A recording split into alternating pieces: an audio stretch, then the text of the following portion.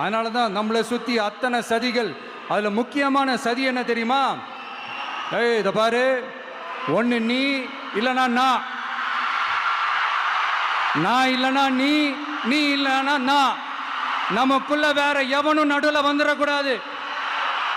நாம 2 பேரால மட்டும்தான் மக்களை ஈஸியா ஏமாத்த முடியும். இந்த விஜய் வந்ததுனால நமக்கு பொழப்பே போச்சு. மக்கள் வேற அவனை தான் நம்புறாங்க. நாம வெளியே அடிச்சுக்கிற மாதிரி அடிச்சுக்கிட்டாலும் உள்ள நம்மளுடைய டீலிங் பக்காவா இருக்கணும். மக்களோட ஃபீலிங்ஸை பத்திலாம் நமக்கு கவலை இல்லை. நமக்கு டீலிங் தான் முக்கியம்.